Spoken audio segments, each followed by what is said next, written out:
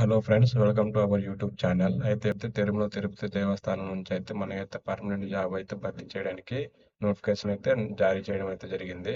మొత్తంగా మనకైతే 3 పోస్టులు అయితే జారీ చేశారనమాట.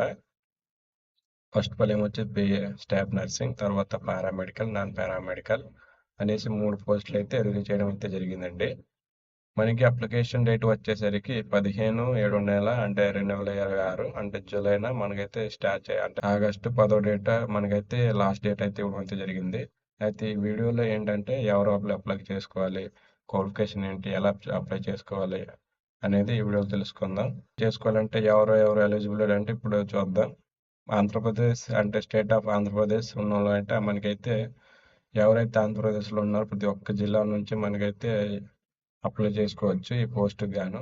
ఏజ్ లిమిట్ వచ్చేసరికి మనకైతే 18 నుంచి 42 సంవత్సరాలు ఎవరైతే ఉంటారో వాళ్ళకైతే 1వ డేట్ 7వ నెల 2020 వచ్చేసరికి అయితే మీకైతే 42 సంవత్సరాలు ఎక్కువ ఉండకూడదు అనమాట. అప్పుడైతే మీకు ఎలిజిబుల్. ఇక్కడ ఎస్సీ ఎస్టీ కేటగిరీ ఉన్న వాళ్ళకి ఏంటంటే 5 ఇయర్స్ అంటే 47 ఏజ్ ఉన్న వాళ్ళకైనా అప్లై చేసుకోవచ్చు ఈ పోస్ట్కి గాను. ఇక్కడ పీడబ్ల్యూడి అంటే పీడబ్ల్యూడి బీడీ వాళ్ళకైతే 10 ఇయర్స్ ఏజ్ రిలాక్సేషన్ అయితే ఇవ్వడం అయితే జరిగింది. ఇక ఎగ్జామినేషన్ ప్యాటర్న్ తర్వాత సెలక్షన్ ప్రాసెస్ ఎలా అవుతుంది అనేసి ఇప్పుడు చూద్దాం. ఫస్ట్ ఆఫ్ ఆల్ ఏంటంటే మనకి 100 మార్కులు అయితే టోటల్గా 100 మార్కులు అయితే ఈ పోస్ట్కి గాను అంటే మనకైతే 100 మార్క్స్లు అయితే పెట్టడం అయితే జరిగింది. రిటర్న్ టెస్ట్ వచ్చేసి ఈచ్ 1 మార్క్ ఉంటుందన్నమాట. నెగిటివ్ మార్కింగ్ ఏమి ఉండదు. మనకైతే 90 మినిట్స్ టైం అయితే ఇవ్వడం అయితే జరిగింది. మొత్తంగా 1.5 అవర్స్ అయితే ఉండడం అయితే జరిగిందండి. ఎక్స్పీరియన్స్ అయితే మనకైతే 50 మార్కులు అయితే ఉంటుంది. తర్వాత ఇంటర్వ్యూ నుంచి అయితే మనకి 10 మార్క్స్ అయితే ఇస్తారు. అదే స్టాఫ్ నర్సింగ్ గాను మనకైతే మొత్తంగా 200+ వేకెన్సీస్ అయితే ఇవ్వడం అయితే జరిగింది. జాబ్ వచ్చినట్లుగా అయితే మీకైతే అప్ టు 6,000 వరకు అయితే మొత్తం అలిగన్స్ పోగా మీకు 6,000 అయితే రావడం అయితే జరుగుతుంది అనమాట.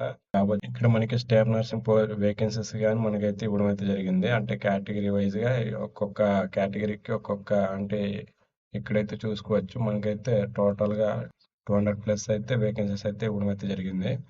మనకి 30,000 ఇనీషియల్ శాలరీ వచ్చి మనకైతే ఉండడం అయితే జరిగింది.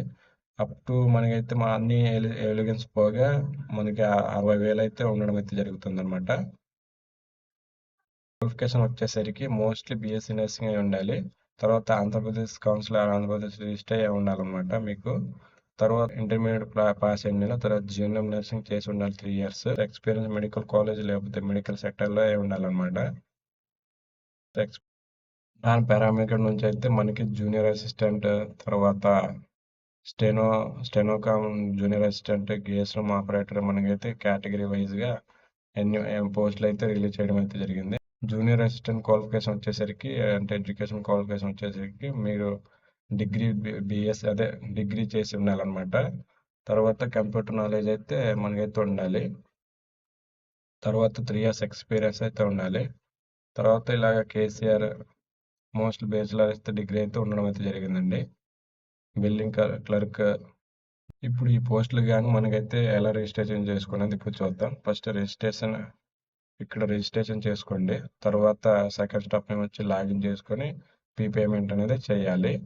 తర్వాత అప్లికేషన్ సబ్మిషన్ అనేది మీరు మీ సర్టిఫికెట్లన్నీ సబ్మిట్ అనేది ఆన్లైన్లోనే మొత్తం మనకైతే ఆన్లైన్లోనే సబ్మిట్ అనేది చేయాలన్నమాట.